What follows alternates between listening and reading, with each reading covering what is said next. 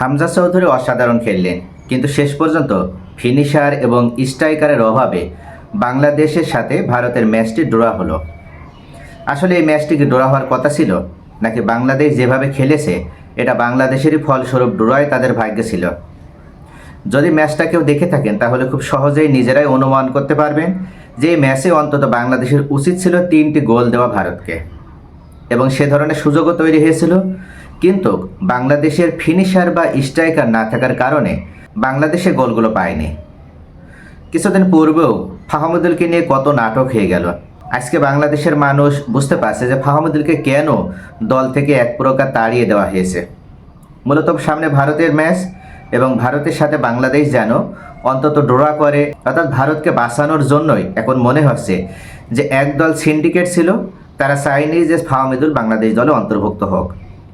ফাহামুদুল যদি আজকে বাংলাদেশ দলে থাকতো তাহলে অন্তত 3টার জায়গায় 2টা গোল হলো ফাহামুদুল দিত, কেননা ফাহামুদুলের সেই ধরনের দক্ষতা রয়েছে, ফাহামুদুলের ভিতরে সেই টেকনিকগুলো রয়েছে, এবং ফাহামুদুল সেই মানের একজন ফুটবলার। অথচ সেই ফাহামুদুলকে কিনা আপনি ডেকে এনে তাকে দলে জায়গা দিলেন না, তাকে দল থেকে তাড়িয়ে দিলেন এবং তাকে দল থেকে বের হয়ে যেতে বাধ্য করলেন।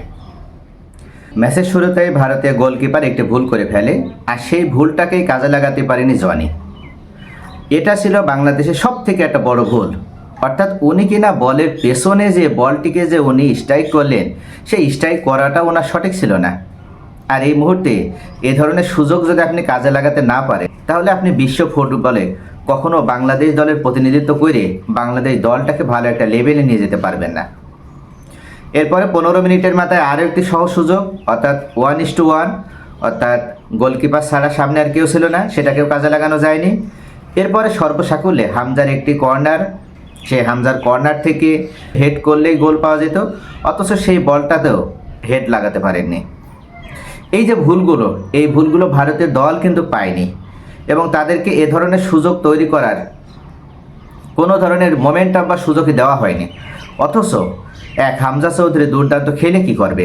বাংলাদেশ ফুটবল খেলা তো আর একজনের খেলা না, ফুটবল খেলাটা হচ্ছে একটা টিম গেম।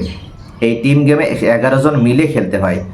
সেখানে হামজা চৌধুরী তার যথেষ্ট সামর্থ্য ছিল, যথেষ্ট চেষ্টা ছিল, এবং তার চেষ্টার কোনো কমতি ছিল না।